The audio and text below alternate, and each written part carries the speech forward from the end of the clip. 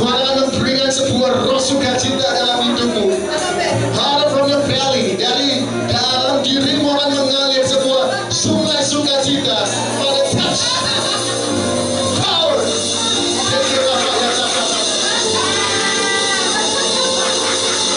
Tuhan menggantikan setiap rasa tangis.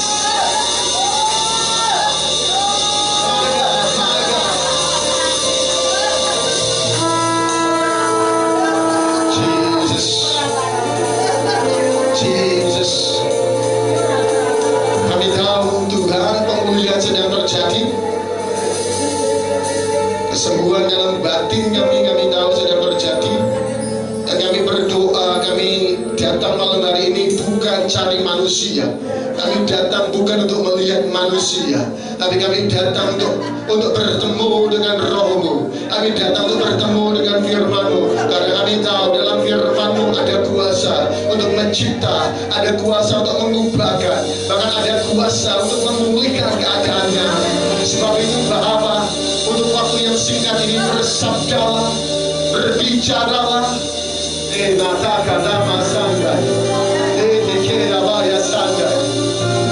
Berbicaralah kepada setiap kami Tuhan.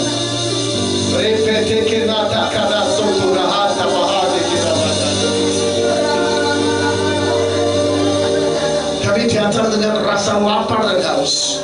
Kami percaya setiap rasa lapar dan haus kami akan dipuaskan malam hari ini. My God, my God, my God. Speak to us, Holy Spirit. Bicara kepada setiap kami. Kalau kami meninggalkan tempat ini, kami percaya hidup kami pasti diubahkan. Pujilah nama-Mu Bapa. Ini yang menjadi doa kami. Di dalam nama Yesus kami berdoa dan mengucap syukur. Mari saudara yang dikasihi Tuhan, dengan bersama kita katakan amin, amin, amin, amin, amin. Silakan duduk semuanya. Saya lupa ngambil air, sekarang saya mau ngambil untuk ibadah.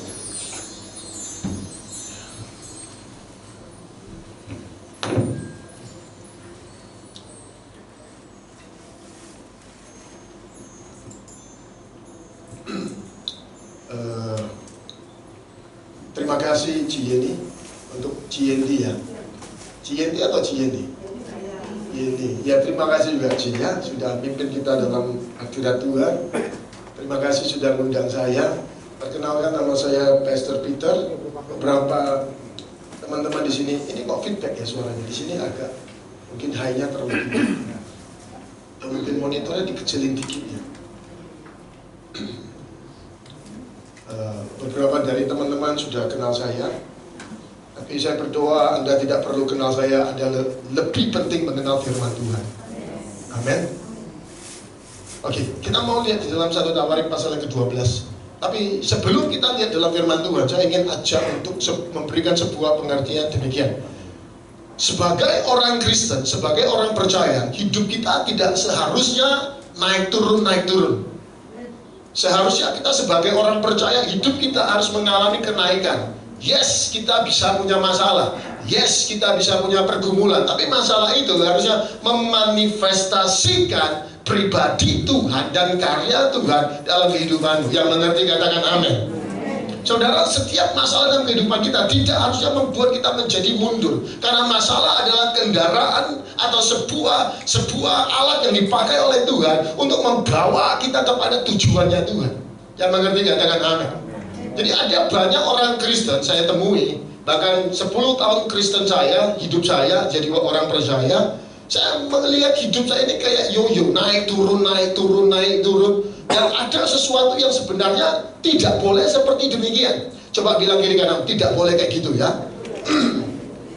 Gak bisa kemudian Anda minggunya Anda antusias, kemudian setelah hari Seninnya Anda pulang, kemudian Anda kering lagi, tidak ngalamin Tuhan, Anda kemudian hidupnya nggak bener lagi. Nah, sebagai orang percaya, kita mesti yang namanya memiliki kehidupan kerohanian yang terus menerus, yang harus kita jaga. Karena tubuhmu adalah bait Roh Kudus. Coba bilang kiri kanan, tubuhmu adalah bait Roh Kudus. Amin. Kita ini adalah bait Roh Kudus. Sekalipun kita sipit-sipit gini, kita bait Roh Kudus. Sekalipun kita dari keturunan yang gak jelas, saya ini kan keturunan gak jelas, mata kayak orang Korea, wajahnya kayak orang Chinese, tapi KTP-nya warga negara Indonesia. Ini gak jelas ini. Saya kalau dikirim, dipulangkan ke Cina ini gak diterima, karena gak bisa gak bisa ngomong Mandarin. Ya gak bisa, makanannya pun gak cocok. Di sana gak ada tahu tempe goreng, bacem gak ada. Di sana makanannya malah gak cocok. Kalau setiap hari makan malah, perutnya kan gak enak.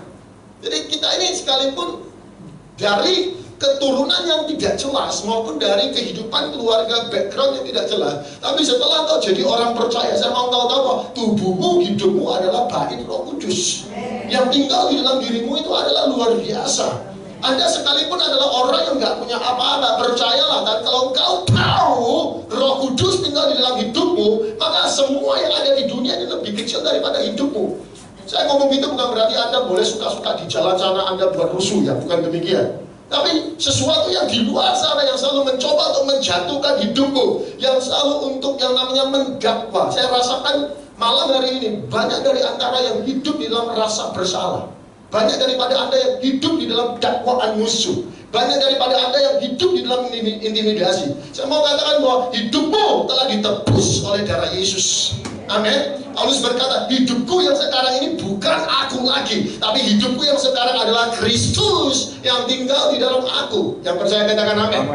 Amin, saudara. Jadi Anda harus mengerti bahwa kalau Kristus tinggal di dalam hidupmu, maka kekristenanmu tidak bisa yang namanya satu hari naik, kemudian esok hari turun lagi. Pas ada pendeta yang luar biasa, PD ini berapi-api. Pada saat nggak ada pendeta, PD ini kemudian tertidur semua. Itu nggak boleh terjadi. Karena Anda punya Roh Kudus. Roh Kudus itu tidak tertidur. Roh Kudus itu tidak pasif. Roh Kudus itu selalu bergerak. Dan kita mesti mengerti caranya Roh Kudus bergerak. Karena hari ini orang nggak mau yang namanya mengerti Roh Kudus berkarya bagaimana.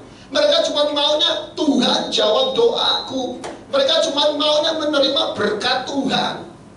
Loh, kita nggak bisa cuma setelah kita lama jadi Kristen, kita cuma maunya minta Tuhan berkati kita saja. Lebih suka cita memberi daripada menerima. Amin. Jadi artinya bahwa Paulus sedang ngomong, ketika hidupmu mulai bertumbuh, hidupmu tidak lagi berpusat kepada dirimu lagi, tapi berpusatnya kepada Kristus. Tujuan hidup kita pada akhirnya nanti harus semakin seperti Kristus. Amin, saudara. Kita nggak bisa kemudian setelah kita jadi orang percaya, hidup kita masih seperti yang lama, hidup kita masih terikat dengan dosa, hidup kita belum ada pemulihan. Kita ini diberikan kesempatan, dan saudara, percayalah, satu hari hidupmu dan hidupku mesti dipertanggungjawabkan di atas tahta pengadilannya Kristus. Hanya masalah waktu. Kita diberikan kasih karunia bukan supaya kita menjadi rusak dan bebas berbuat apapun. Kasih karunia yang benar itu harusnya membuat hidupmu menjadi kuat, membuat hidupmu menjadi orang yang baru, membuat hidupmu diperdekakan. Yang mengerti katakan amin. Kasih karunia yang kita terima harusnya membuat kita menjadi orang yang kuat. Karena kasih karunia sifatnya adalah empower your spirit man, membangun, memperkuat kehidupan manusia rohmu. Oh iya, kita ini tinggal di akhir zaman, Bapak Saudara. Dan kita sedang berperang dengan yang namanya sebuah peperangan rohani yang ada di akhir zaman atau di hari-hari terakhir. Kalau rohmu tidak kuat, kau pasti kalah di medan peperangan. Kalau rohmu tidak kuat, kita nggak usah buka lagi. Anda tahu bahwa antikris akan muncul dengan berbagai macam kemajuan teknologi, budaya, kemajuan agama, segala macam. Kalau rohmu tidak kuat, maka kau pasti akan yang namanya terikut, akan terhisap dengan apa yang diagendakan oleh antikris. Oh iya. Makanya Anda harus membangun manusia rohmu setiap hari. Dan mengerti katakan amin. Karena kita punya sebuah kehidupan spiritual. Anda tidak bisa cuma cukup jadi orang Kristen saja. Kita ini terdiri daripada 3 bagian. Kita punya tubuh, kita punya jiwa, dan kita punya manusia roh. Kalau manusia rohmu tidak diberi makan, dan manusia rohmu tidak terhubung dengan rohnya Tuhan, maka yang memimpin hidupmu bukan lagi roh, tapi yang memimpin hidupmu adalah daging, adalah jiwamu. Tubuhmu ini netral, Pak. Tubuhmu ini netral, tapi yang selalu memimpin hidupmu adalah jiwamu yang rusak. Saya menemukan 10 tahun pertama kehidupan saya setelah jadi orang Kristen, hidup saya itu masih yang namanya naik turun, naik turun, naik turun. Kenapa? Karena jiwa saya belum beres dengan masa lalu saya. Jiwa saya belum beres dengan diri saya sendiri. Oh iya, banyak orang Kristen tidak bisa berdamai dengan dirinya sendiri. Yang mengerti katakan yes. Saya berdoa malam hari Anda pulang, Anda bisa berdamai dengan dirimu. Anda bisa berdamai dengan masa lalu. Bahkan Anda bisa berdamai dengan musuhmu. Kalau Anda nggak bisa berdamai, Anda nggak bisa punya damai dengan Tuhan. Damai dengan Tuhan adalah pada saat Anda bisa punya damai dengan dirimu sendiri. Karena banyak orang tidak bisa berdamai dengan diri. 10 tahun pertama saya menemukan bahwa jiwa saya selalu ingin menarik saya kepada kehidupan lama saya. Sehingga membuat kehidupan saya, setiap kali ada pendeta bagus, hidup saya, iman saya kuat. Setelah pendetanya pulang, maka hidup saya turun lagi. Hidup saya turun lagi. Artinya bahwa ada sesuatu bagian yang belum selesai, yang harusnya dibereskan, tapi saya tidak bereskan. Kemudian semakin lama, itu menjadi momok yang mengerikan, menggerogoti iman saya. Dan banyak daripada kita seperti demikian, Bapak Saudara. Jadi malam hari kita mau belajar, ternyata bahwa kehidupan spiritual kita tidak boleh yang namanya naik turun. Tapi kehidupan spiritual kita harus yang namanya terus naik, dan tidak pernah turun. Amin, Bapak Saudara. Oh iya, saya percaya kita ikut Tuhan seharusnya hidup kita tidak mengalami penurunan. Sekalipun Anda dibawa melalui proses dan masalah, harusnya masalah itu tidak membuat kau menjadi Kristen yang lemah. Masalah tidak membuat kau menjadi Kristen yang sakit-sakitan. Tapi masalah harusnya membuat dirimu menjadi Kristen yang kuat. Karena pada saat masalah datang, engkau memanifestasikan Tuhan dalam kehidupanmu. Oke, 1 Tawarik pasal yang ke-12, ayat yang pertama dan kedua. Malam ini kita mau bicara sedikit tentang Saul dan juga tentang Daud. Kita baca di pengikut-pengikut Daud di Ziklag 1, 2, 3. Inilah orang-orang yang datang kepada Daud di Ziklag selama ia harus menyingkir karena Saul bin Kis. Mereka pun termasuk pahlawan-pahlawan yang membantu dia dalam peperangan. Mereka bersenjatakan panah dan sanggup melontarkan batu dan menembakkan anak-anak panah dari busur dan dengan tangan kanan atau kiri. Mereka itu dari saudara-saudara sesuku Saul dari orang Benyamin. Nah saudara, saya akan buka dengan sebuah pendahuluan. Kalau kita baca sekilas, maka Anda tidak mendapatkan apa-apa. Tapi kalau Anda terus mencernanya, engkau akan menemukan sesuatu yang aneh. Engkau lihat bahwa ada orang dari sukunya Saul, yaitu suku Benyamin. Kita tahu di dalam Alkitab, Daud dan Saul itu bermusuhan. Daud tidak bermusuhan dengan Saul, tapi Saul karena hidup dalam jiwa yang rusak, hidup di dalam rasa tidak aman dalam kehidupannya. Karena kenapa? Nanti kita akan lihat. Nah, karena apa yang terjadi dengan kehidupan Saul, maka kita bisa menemukan orang-orang yang dari sukunya Saul itu pindah berpihak kepada Daud. Kenapa orang-orang Saul itu bisa datang kepada Daud? Saya ajak kita lihat lagi. 1 Samuel pasal yang ke-10, ayat yang ke-10 dan ayat yang ke-26. Ini ayat pendahuluan saya. Kemudian nanti saya akan jabarkan. Yang membuat kita kuat sebenarnya adalah urapan Tuhan yang bekerja dalam kehidupan kita. Yang mengerti katakan yes.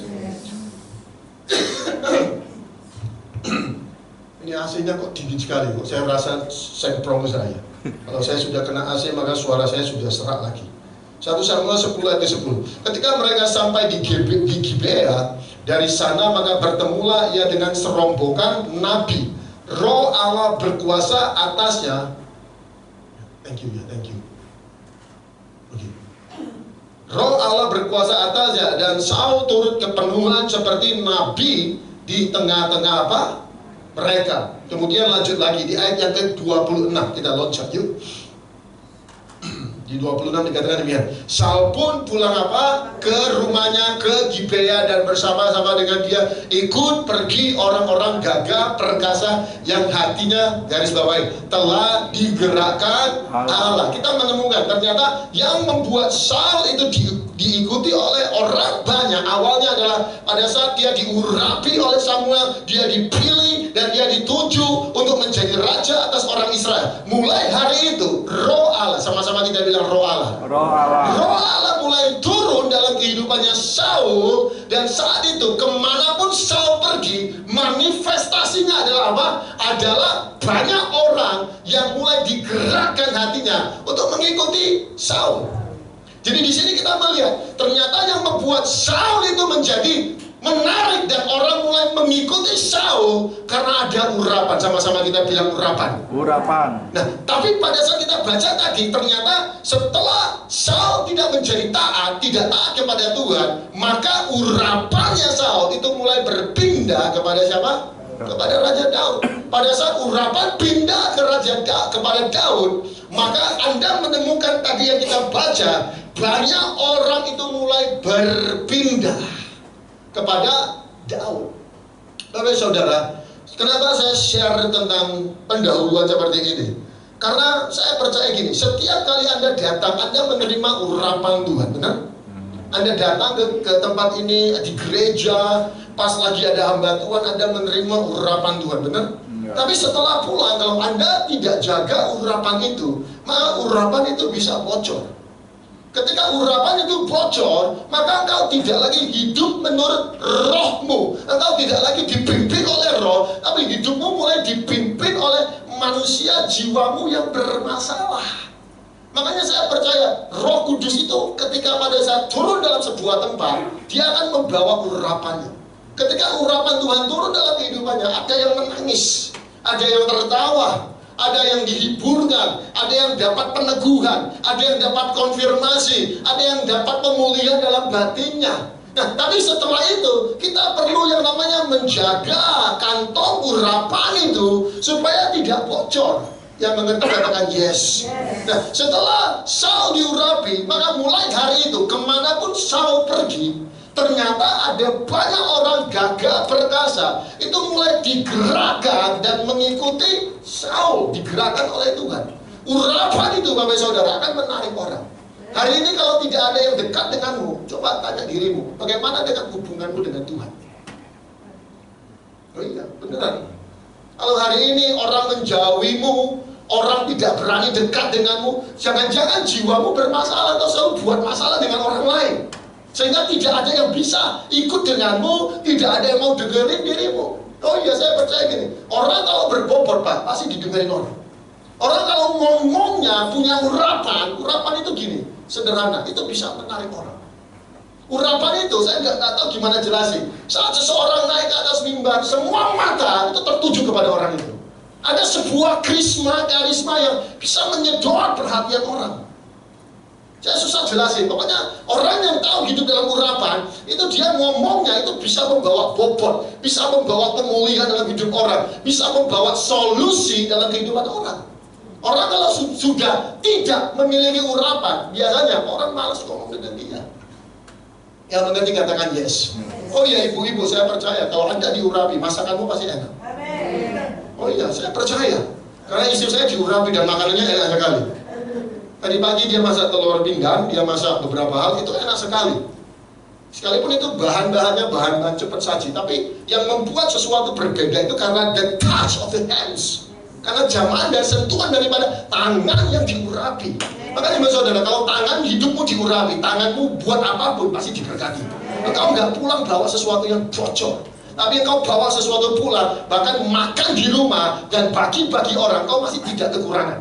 Itu urapan. Oh iya, the prophetic anointing pada saat bekerja di rumah janda. Anda tahu di rumah janda di Sarfat, kemudian janda yang ditinggalkan banyak hutang. Tahu ceritanya? Itu ada urapan profetik yang bekerja. Apapun yang dikerjakan oleh tangan mereka, itu nggak pernah bocor, itu nggak pernah kekurangan, tapi malah semakin bertambah, kelimpahan, terlipat ganda. Amin. Saya berdoa tanganmu diurapi. Saya berdoa tanganmu diberkati oleh Tuhan. Apapun yang kau kerjakan tidak bocor. Apapun yang kau bawa pulang itu tidak bocor. Bahkan minyak, anggur dan roti dalam rumahmu dan tepung dalam rumahmu tidak pernah akan habis-habisnya. Anggap itu Bapak Saudara. Oke, kembali lagi, Saul itu kemudian satu hari tidak taat kepada Tuhan. Saudara, urapan itu datang pada saat kita taat kepada pekerjaan Tuhan. Anda nggak bisa berharap Tuhan mengurapi dan membangkitkan urapan dalam kehidupanmu kalau jiwamu ini selalu berontak dan tidak mau taat kepada Tuhan. Tadi saya bilang, Anda di sini diurapi, tadi merasakan urapan Tuhan di gereja, menikmati indahnya hadirat Tuhan. Tapi kalau pulang masih membawa jiwa yang memberontak dan jiwa yang tidak taat, maka urapan itu tidak bisa bertahan dalam hidupmu.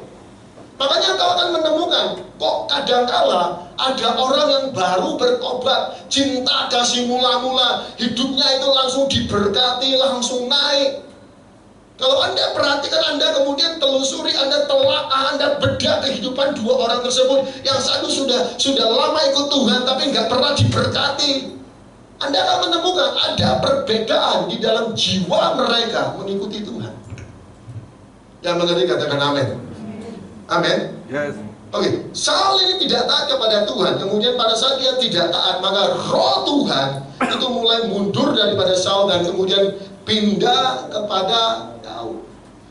Dalam hidup, dalam pelayanan saya, banyak orang yang tanya, gimana jadi orang profetik yang selalu dipenuhi oleh roh, bisa bernubuat. Saya bilang gini, jadi atau resep untuk jadi orang profetik itu cuma satu, memiliki kehidupan yang taat. Karena engkau nggak bisa membawa suara profetik diberikan kepada orang kalau engkau nggak punya ketaatan. Ketaatan itu artinya engkau taat untuk mendengar dan engkau taat untuk melakukan. Yang mengerti katakan amin. Jadi kehidupan yang taat itu sangat penting, karena kehidupan yang taat itu akan membuat urapanmu tetap berada di tempat yang penuh. Tapi pada saat engkau tidak taat, maka urapan itu bocor. Saya nggak bilang roh Tuhan akan mundur daripadamu, tapi Alkitab mengatakan Roh Kudus itu bisa kita dukakan. Dan mengerti katakan yes. Saat Anda memiliki hidup yang memberontak, tidak taat, marah, mudah tersinggung, maka Roh Kudus itu bisa duka dalam kehidupanmu. Ketika Roh Kudus duka dalam kehidupanmu, maka hidupmu mulai dipimpin oleh manusia, jiwamu yang selalu bermasalah. Sebentar-sebentar main perasaan. Di sini ada yang suka main perasaan. Sebentar-sebentar tersinggung, sebentar-sebentar kecewa. Itu bentuk manusia jiwa. Itu bentuk manusia yang kehidupannya tidak bisa masuk ke dalam dimensi roh atau dimensi profetik. Saya selalu bilang, untuk jadi orang profetik kuncinya cuma satu, jangan mau mudah kecewa dan juga jangan mudah mau tersinggung. Kecewa dan tersinggung itu adalah alat musuh untuk menghancurkan kehidupan orang percaya. Oh iya, tahu kisah Yohanes Pembaptis? Tahu ceritanya?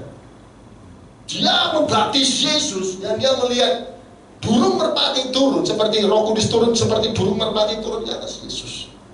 Tapi pada saat dia di penjara, kemudian dia mulai ragu. Orang yang dia katakan ini adalah Mesias, ini adalah anak Allah yang hidup, ini adalah anak domba Allah yang akan menjadi pendamai atas dosa manusia. Orang yang seperti ini yang mewahyukan siapa anak domba, siapa Yesus, pada hari-hari terakhir kehidupannya, dia bertanya, apakah kau Mesias atau kita harus nunggu lagi yang lain? Yesus berkata, berbahagialah orang yang tidak kecewa, menjadi kecewa dan menolak aku. Seorang nabi hidup dalam dimensi roh, akhirnya itu pada saat dia kecewa, itu membunuh dimensi rohnya. Tangkap sesuatu, Bapak Saudara.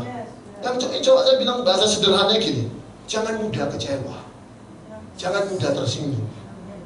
Kalau kau sedang diserang oleh masalah, ambil waktu untuk bersujud, ambil waktu untuk berdoa, amin. Ambil waktu, berkatakan firman Tuhan.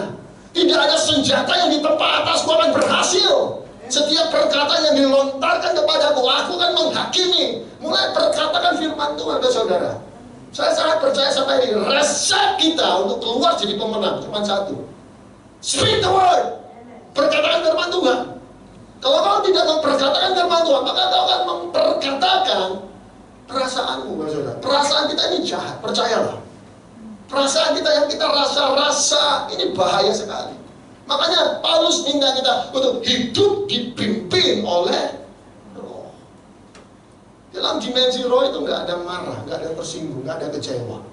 Dalam dimensi roh itu cuma satu saya bisa gambarkan. sukacita dan kemenangan. Sekalipun kau belum lihat kemenangan terjadi, maka di alam roh itu kau mulai memperkatakan, aku percaya Tuhan ada di pihakku. Sekalipun belum terjadi realita dan faktanya, kau harus percaya memperkatakan. Perkataanmu harus mendahului kenyataan. Yang mengerti katakan yes.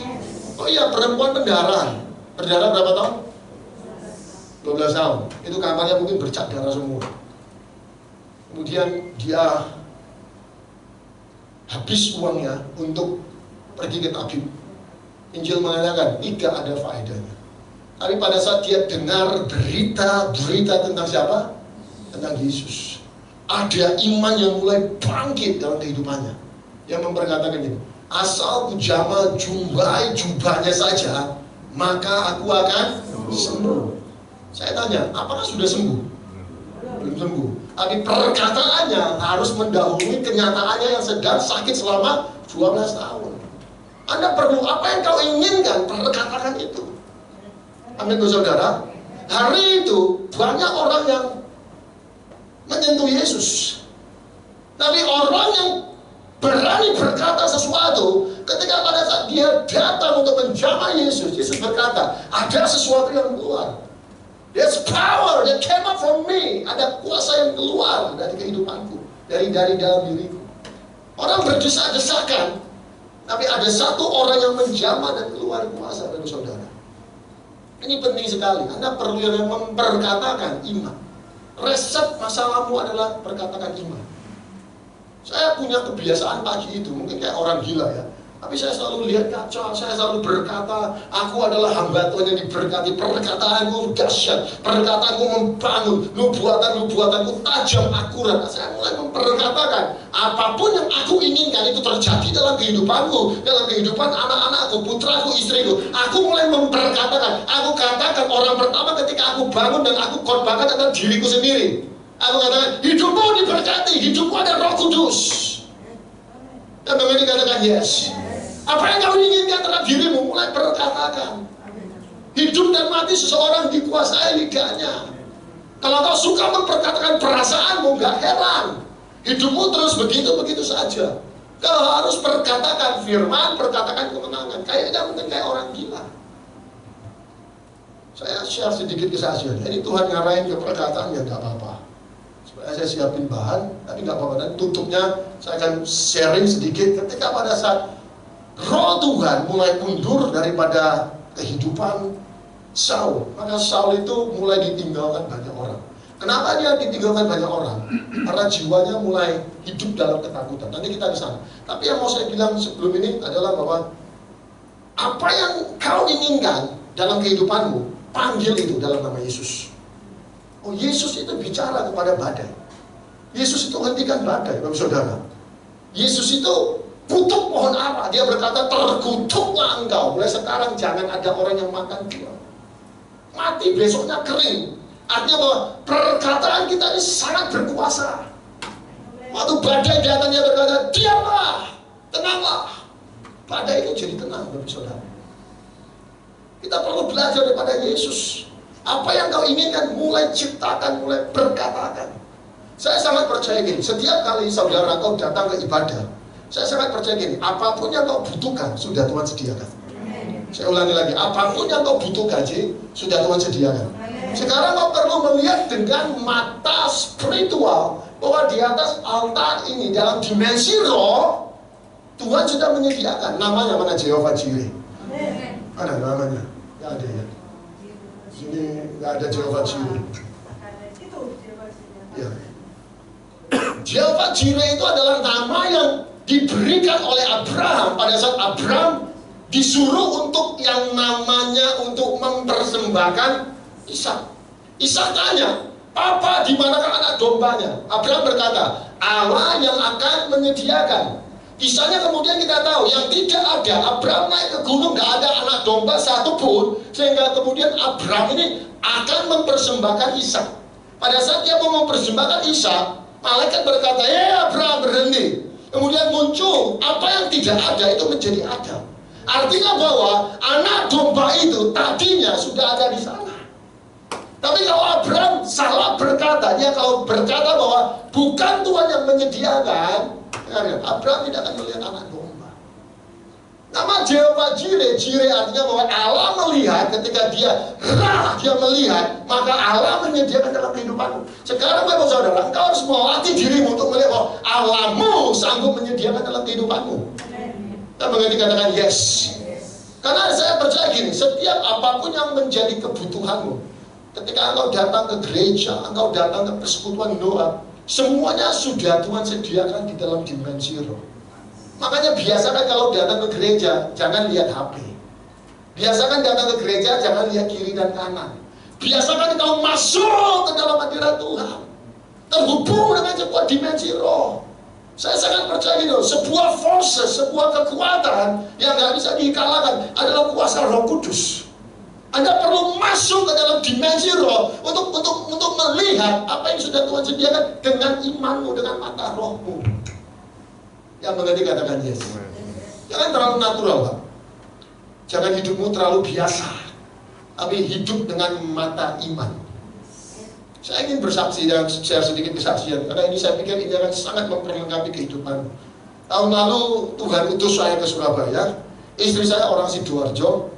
Kayak beberapa tahun saya berada di Malaysia, pulang pergi sama bapak rohani saya. Kemudian dia bilang 25, you have to go back, you have to come back to Surabaya. Dan kemudian saya kembali ke Surabaya. Pekerjaan saya di Malaysia saya serahkan kepada pendeta lain. Kemudian saya bilang sama istri saya, kita mau pindah ke Surabaya. Dari Sidoarjo kita mau pindah ke Surabaya. Nah, anak-anak ini dikasih beasiswa dari sebuah sekolah di Sidoarjo. Kemudian kita mulai berdoa. Kita bilang bahwa sekolah kan tidak murah, harus bayar uang bangunan, harus bayar uang sekolah, harus bayar uang baju, segala sesuatunya. Saya belum steady di sini. Saya belum yang namanya benar-benar punya fondasi yang kuat karena baru datang ke Surabaya. Nantinya setelah beberapa kali kita buat event, buat seminar, kemudian orang-orang mulai kenal kita, barusan diundang. Kayak Cici ini undang. Sebelumnya nggak ada yang kenal. Ya, kerjaan saya cuma berdoa. Jadi apa yang saya lakukan? Karena saya punya kebutuhan untuk yang namanya anak-anak saya sekolah. Saya tidak pandang manusia, saya tidak cari manusia. Saya tinggal di barat, di dekat Pakuan sana. Saya keliling, saya lihat sekolah. Di barat sana ada sebuah sekolah yang besar. Ini adalah sekolah nasional. Saya katakan, setiap kali saya diundang pelayanan dekat gereja sana, saya lihat ini sekolah kayaknya cocok buat anak saya. Saya mulai memperkatakan, saya bilang, pintu gerbang terbuka sekolah ini buat anak saya. Pintu gerbang terbuka, yang punya sekolah ini akan menghubungi saya. Yang punya sekolah ini akan berkenalan dengan saya. Itu namanya orang profetik. Gila ngomongnya, tapi itulah iman, Bapak Saudara. Jika kau berani memperkatakan, Tuhan berani memberikannya. Saya ulang lagi, jika kau berani memperkatakannya, Tuhan berani mengabulkannya. Saya berkatakan, setiap hari saya lewat, berkatakan, selama 2 minggu, 3 minggu, tidak terjadi apa-apa. Tidak terjadi apa-apa. Kemudian, sebulan setelah itu, pintu tidak terbuka. Setelah sebulan itu, saya diundang ke sebuah tempat pelayanan di Malang sana. Kemudian, ada sepasang keluarga, sepasang suami istri.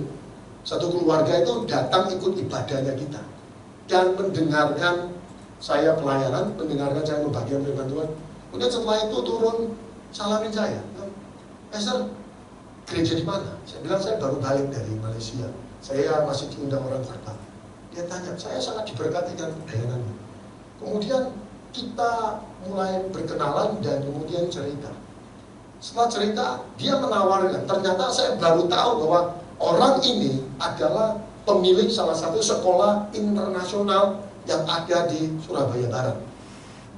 Ini coba saya katakan bahwa saudara, ketika saya memperkatakan pintunya tidak terbuka yang di sekolah nasional, tapi yang terbuka itu adalah pintu sekolah internasional. Orang ini kemudian, saya nggak kenal orangnya, Tuhan bisa kirim, yang mau bilang, Tuhan bisa sediakan. Apa yang tidak ada, kalau kau berani memperkatakannya, Tuhan akan menyediakan. Saya berkatakan seperti orang gila. Saya katakan pintunya akan terbuka. Saya katakan orangnya akan berkenalan dengan saya. Ternyata pada saat kita memperkatakannya dengan saya, itu sudah tersimpan di dalam dimensi roh. Hanya masalah waktu engkau pasti akan menuai. Kalau kau berani menabur, hanya masalah waktu, engkau pasti akan menuai. ini kemudian berkata bahwa, oh iya, kamu baru pulang dari Malaysia, gimana dengan anak-anakmu? Dia pikir satu keluarga dari Malaysia. Kemudian dia tawarkan, apa kamu consider nggak pindahkan anak-anakmu ke sekolah kami? Kemudian teorinya dan prakteknya, kemudian ibu ini memberikan kita sekolah di sana. Apa yang coba saya katakan kepada saudara? Mulutmu berkuasa. Mulutmu berkuasa. Engkau bisa memanggil apa yang tidak ada itu menjadi ada. Sekalipun 3 minggu, 4 minggu saya berkata, pintu sekolah ini tidak terbuka, tapi saya percaya gini, Allahku menyediakan. Pintu ini tidak terbuka, tapi pintu yang lebih baik itu terbuka bagi keluarga kami. Jadi makanya penting bagi hidupmu untuk memperkatakan sesuatu yang benar. Kalau kamu mulai memperkatakan sesuatu yang salah, itu bahaya. Saya mau jadi orang profetik. Profetik itu seorang prophet, is a spokesman, seorang yang menyampaikan firman Tuhan. Seorang yang membawa hadirat Tuhan turun dalam kehidupan keluargamu. Makanya penting, apa yang kau ingin terjadi dalam hidupmu, perkatakan. Jangan datang ke gereja manifestasi roh yang salah. Jangan manifestasi roh kebencian, kemarahan, iri hati dalam hidupmu. Yang mengerti katakan yes. Amin saudara. Oke, saya akan tutup. Berapa lama ya Bu ya? Saya punya ya. Setiap kali di semua tempat bebas. Tapi setelah khotbah terlalu lama, gak diundang lagi, terlalu lama pendetanya khotbah. Teriak-teriak, marah-marah, gak marah. Marah kayak gini, gak kan Bu? Semangat. Ya susah kita pendeta. Khotbah seperti gini, tersinggung, marah dia terlalu keras. Kita khotbah gak ada api, gak ada semangat, gak pakai jalan, baca teks. Pendetanya ngantuk, gak tahu khotbah, salah. Pendeta kurus, dibilang gak diberkati. Pendeta gemuk, dibilang apa? Makan terus kerjanya, gak berdoa. Memang salib seorang hamba Tuhan itu gak mudah, Bapak Saudara. Kembali lagi, yang membuat Saul diikuti oleh orang itu adalah urapan, Bapak Saudara. Urapan itu lahir daripada sebuah hubunganmu dengan Tuhan. Anda nggak bisa yang namanya berharap tetap urapan itu dalam posisi puncak dan penuh kalau kau nggak menjaga hubunganmu dengan Tuhan. Saya sangat percaya yang kau butuhkan adalah membangun relasi dengan Tuhan. Kau perlu membangun keterhubungan setiap hari dengan Tuhan. Engkau nggak butuh nubuatan saya. Engkau nggak butuh yang namanya didoakan oleh saya. Engkau nggak butuh yang namanya perkataan nubuatan. Percayalah, nubuatan, perkataan profetik itu selalu ada musimnya. Ada yang namanya musimnya, di mana pada saat Anda berjumpa dengan seorang nabi yang diutus oleh Tuhan, dia bergerak dalam jabatan kenabian, maka orang itu akan membuka musim dalam kehidupanmu. Sehingga pada saat kau diurapi, perkataan profetik mulai turun dalam kehidupanmu, hidupmu mulai masuk kepada musim baru. Tapi tidak setiap minggu engkau perlu keliling PD nyari pendeta untuk minta dinubuatkan. Karena itu salah, Bapak Saudara. Yang kau butuhkan adalah bangun relasi dengan Tuhan. Karena saya percaya gini, Bu, apapun yang terbaik dari Tuhan, ketika kau membangun hubungan dengan Tuhan, itu akan turun mengejar hidupmu. Yang mengerti katakan yes. Apapun yang terbaik, yang miliknya Tuhan, pada saat kau membangun hubungan dengan Tuhan, itu pasti akan mengejar.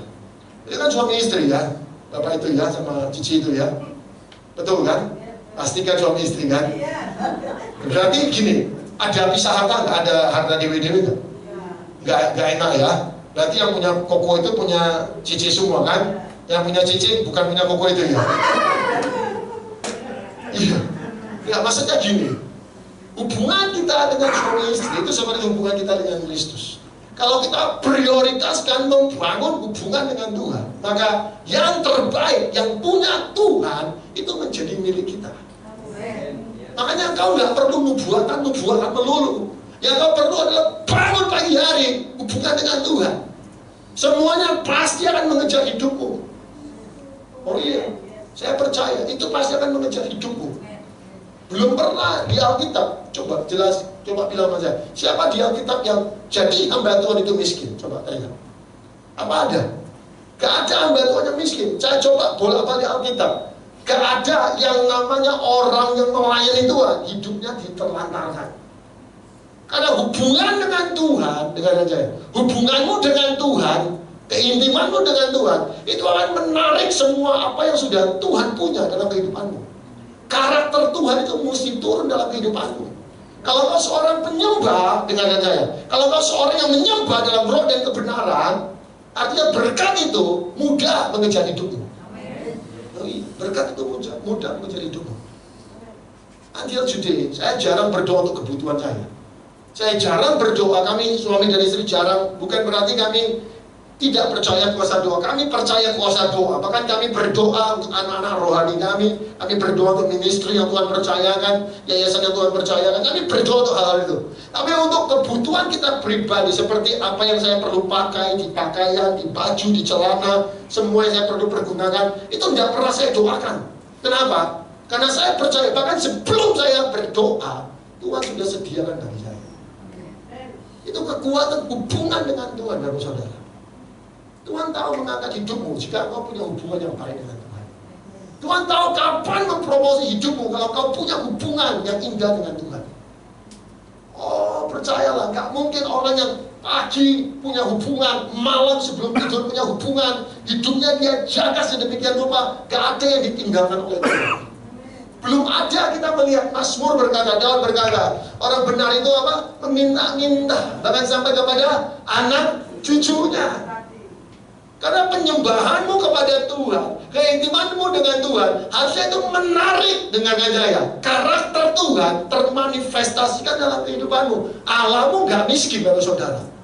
Engkau menyembah Allah yang kaya, mesti tahu, the riches of God itu manifest dalam kehidupanmu. Engkau menyembah Allah yang berkuasa, harusnya kuasa Tuhan dimanifestasikan turun dalam kehidupanmu.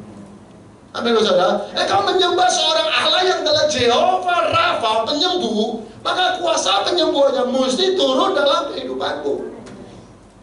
Yang mengerti katakan yes. Ya saudara, hubungan atau relasi itu adalah hubungan dua arah. Anda nggak bisa cuma minta Tuhan memberkati, tapi Anda perlu taat kepada Tuhan. Karena ketaatan itu lebih baik daripada korban. Yang mengerti katakan amin. Oh iya, ketaatan itu lebih baik daripada korban bakaran, korban sembelihan. Makanya ketaatan itu adalah sebuah hubungan yang levelnya itu berbeda, Bapak Saudara. Oh iya, kalau orang yang taat mudah digerakkan oleh Tuhan. Orang yang taat mudah diangkat oleh Tuhan. Tapi orang yang tidak taat mudah juga yang namanya digeser oleh Tuhan. Saul hari itu gagal mendengarkan suara Tuhan. Dia mulai yang namanya memilih suara manusia dan mulai menjaga citra dirinya, dan akibatnya dia kehilangan ketaatan itu. Pada saat dia kehilangan ketaatan, maka relasinya dengan Tuhan itu mulai rusak. Ketika relasinya bermasalah dengan Tuhan, maka setiap kali urapannya itu selalu bocor. Makanya tadi saya katakan, kalau hubunganmu dengan Tuhan bermasalah, urapan yang didoakan oleh hamba Tuhan, nubuatan yang dilepaskan dalam kehidupanmu, itu nggak bisa digenapi. Oh yes, yang mengerti katakan amin. Amin. Karena hubunganmu dengan Tuhan itu yang akan membuat engkau sustain dalam urapan Tuhan. Waktu urapan seseorang itu mulai hilang, mulai bocor, maka roh jahat itu mulai merusak jiwanya. Saul itu kemudian berakhir setiap hari yang namanya diserang oleh roh jahat. Setiap hari, pagi, siang, malam, pagi, siang, malam.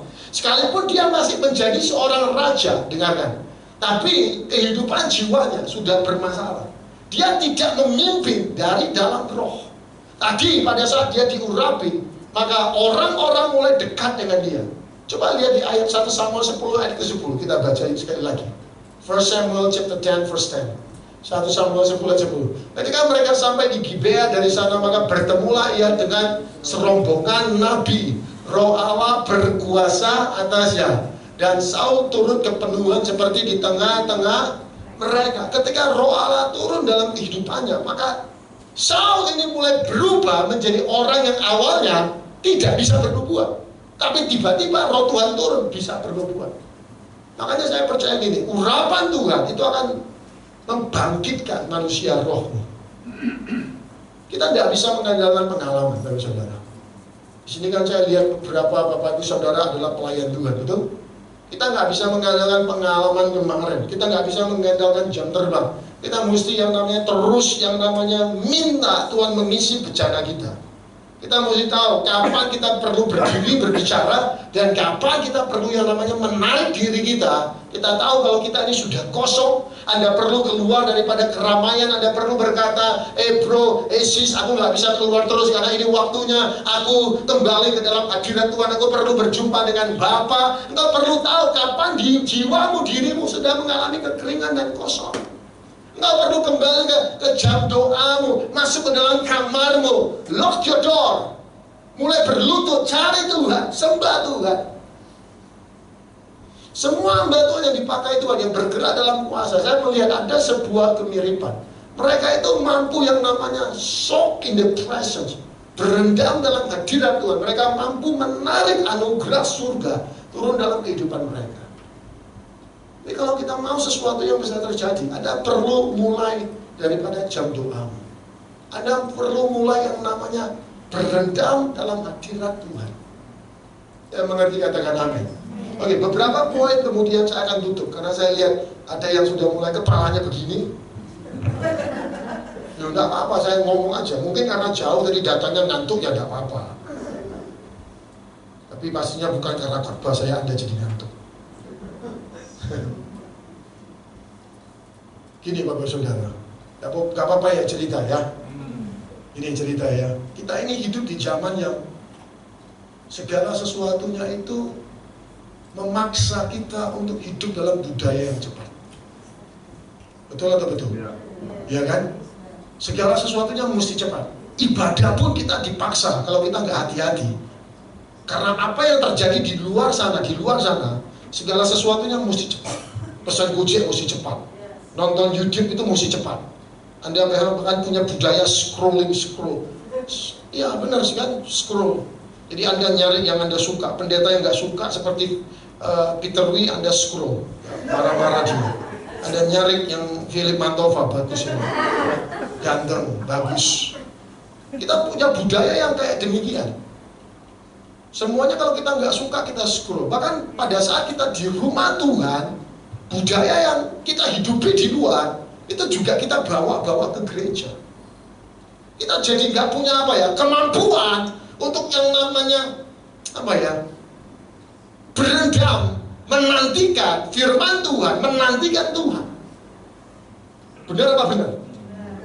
Kita diajak khotbah 30 menit, itu mulai risih, mulai udah nggak enak. Lagunya diulang-ulang oleh Cece tadi saya udah lihat, udah main HP.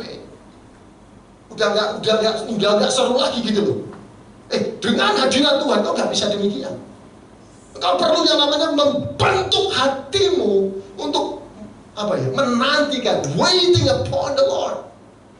Orang yang menantikan Tuhan akan seperti Raja Wali. Hari ini yang kita nggak punya di generasi sekarang, budaya telah merusak. Kita nggak punya generasi yang menantikan Tuhan. Segala sesuatunya cepat. Semua poin yang saya dapat, nggak ada yang namanya cepat. Sekalipun AI bisa berikan banyak poin ya. Tapi saya tidak andalkan itu, saya tidak lihat, saya mulai mengandalkan jam doa, berendam dalam hadirat Tuhan, menantikan Tuhan. Kalau Anda sudah nggak bisa menantikan Tuhan, berarti relasimu dengan Tuhan sudah bermasalah. Saul itu disuruh tunggu, menantikan selama 7 hari. Betul? Ya kan? Ya. Kemudian dia nggak sabaran, dia mempersembahkan apa yang tidak seharusnya dia lakukan. Dia bangun mesbah, dia persembahkan korban. Hari itu dia ditolak untuk menjadi raja. Dengan Tuhan saya belajar kita perlu menantikan Tuhan. Saya mengerti, katakan amin. Banyak jiwa manusia itu sulit hari ini untuk benar-benar menantikan Tuhan. Karena Allah yang kau sembah itu adalah roh. Dan matamu, hidupmu selalu yang bersentuhan dengan sesuatu yang kelihatan. Pada saat datang kepada sesuatu yang tidak kelihatan, itu nggak mudah bagimu untuk mencerna, untuk makan, untuk menikmati, untuk digest sesuatu yang sifatnya roh, itu nggak mudah. Karena budaya di luar mengajarkan segala sesuatu yang mesti cepat. Yang mengerti katakan yes. Oke, pada saat seseorang hilang urapan atau pada saat urapannya bocor, kehidupannya bocor, maka yang pertama saya tulis ini, pelayanan menjadi pelarian, bukan lagi persekutuan. Orang itu masih bisa melayani, tapi bukan lagi dasar karena pengen atau haus bersekutu dengan Tuhan. Orang ini biasanya cemas dan takut kehilangan posisi. Yang kedua adalah orang itu mudah curiga, defensif, takut disaingi. Kalau kita sudah nggak punya roh Tuhan atau roh Tuhan tidak dimanifestasikan lagi, tadi saya katakan roh Tuhan nggak pernah meninggalkan kita, tapi pada saat Roh Kudus itu duka dalam kehidupan kita, kita jadi tumpul, kita jadi tidak akurat untuk menangkap suara Tuhan. Kita jadi hidupnya itu semau gue. Kita jadi hidupnya itu hanya aku rasa senang aku lakukan, kalau nggak senang aku nggak lakukan. Jadi tumpul, nggak akurat lagi. Kalau kita nggak lagi hidup dalam sebuah tuntunan Roh Kudus, kita jadi orang muda, defensif, suka membela diri, suka ngeles, suka memberikan alasan. Bahkan kita hidup dalam paranoid, ketakutan. Saul hidupnya, setengahnya, bahkan 3/4-nya, itu hidup dalam ketakutan. Takut ini, takut itu, takut ini, takut itu. Overthinking. Mikir yang enggak-enggak. Apa yang belum terjadi kau pikir terus. Yang negatif. Hati-hati Bapak Saudara. Ayub berkata, apa yang ku takutkan itulah yang terjadi kepadaku. Oh iya, Ayub katakan, dia takut anaknya mati. Dia bangun, dia persembahkan korban itu out of his fear. Dia mempersembahkan korban itu karena dia takut anaknya mati. Jadi dia berkata, apa yang ku takutkan itulah yang terjadi kepadaku. Lalu saudara, kita perlu hati-hati. Amin. Coba periksa hari ini, bagaimana dengan kondisi kehidupan spiritualmu. Kalau kehidupan spiritualmu penuh rasa curiga, penuh rasa takut, penuh dengan kemarahan, mari bereskan malam hari ini. Dan yang mau katakan amin. Sekarang kita bagi berdiri sama-sama. Kalau hari ini hidupmu penuh dengan kecemasan, ketakutan yang berlebihan, overthinking, negatif, dengan pikiran-pikiran yang tidak seharusnya itu kau pikirkan, itu terus menghantuimu, berarti ada kehidupanmu yang bocor, yang tidak lagi Roh Kudus bisa bekerja dan berkarya.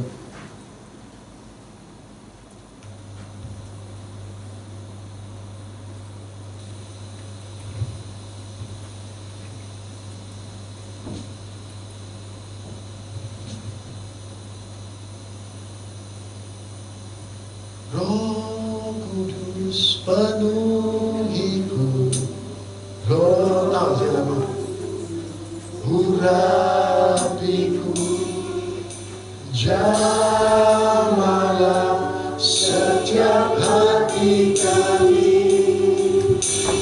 menarilah segala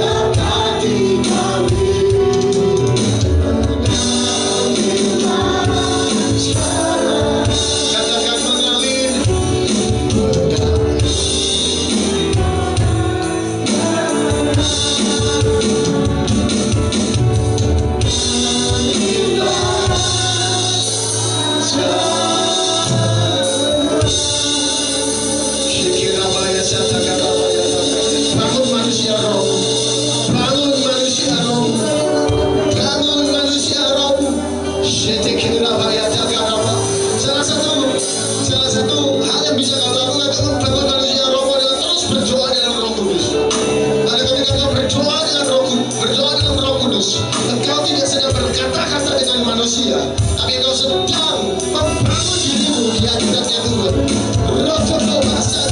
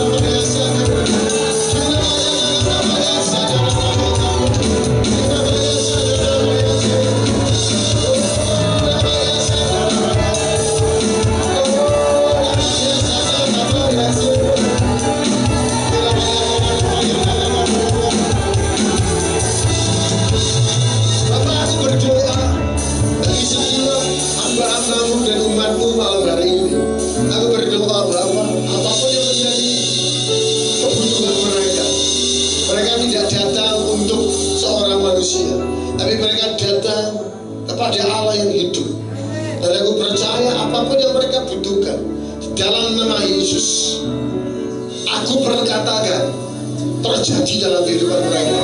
Lengkap dengan ibadah saudara, pemulihan dalam keluarga, suamimu yang sudah lama gak pulang, di dalam nama Yesus aku berkata terjadi restorasi, terjadi pemulihan. Dan bisnismu yang sedang mengalami gejolak, dalam nama Yesus aku berkatakan pintu yang baru terbuka, terjadi restorasi dalam keuanganmu. Aku berkatakan, oh Damasyata Karabaya, restorasi terjadi.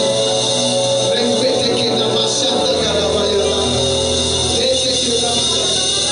Hubunganmu dengan seseorang, dengan anak-anakmu, oh Masyata, I feel banyak daripada kita yang mengalami abandonment, diabaikan. Bapak, aku berdoa, kasih Tuhan memulihkan jiwa dan batin. Setiap roh penolakan, aku tolak dari hidup mereka di dalam nama Yesus. Aku berdoa, Tuhan bawa umatmu kepada musim yang baru. Tuhan berkati PD di tempat ini. Tuhan terus tambahkan orang-orang yang beribadah di tempat ini.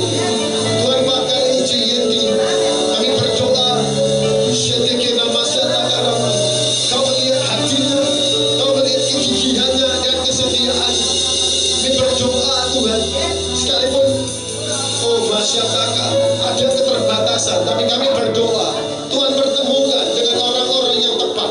Tuhan pertemukan kepada hamba-hambamu Tuhan, untuk boleh membawa persekutuan ini kepada level yang lebih tinggi lagi di dalam nama Yesus. Seringkali kau berkata, siapakah aku ini? Aku cuma ingin terus melayani di tempat ini. Tuhan berkata, I've chosen you. Bukan engkau yang memilih aku, tapi aku yang memilih dirimu, supaya engkau berdua dan buahmu tetap. New anointing is going to come into your life. Pengurapan baru di dalam nama Yesus. Dengan hati yang baru Tuhan akan berikan. Tuhan akan berjalan extra mile untuk menjangkau orang-orang broken family, keluarga-keluarga yang hancur. Tuhan akan memakai hidupmu untuk membawa mereka kepada Kristus. Dalam nama Yesus, Bapak kami berdoa, fresh anointing. Dalam nama Yesus, berkati seluruh hamba-hambamu yang melayani. Bless your people. Kami berdoa anugerah-Mu Tuhan, yang terbaik bagi setiap kami yang melayani-Mu. Terpujilah nama-Mu Bapa. Di dalam nama Yesus kami berdoa dan mengucap syukur. Mari kita yang percaya dengan bersama katakan amin.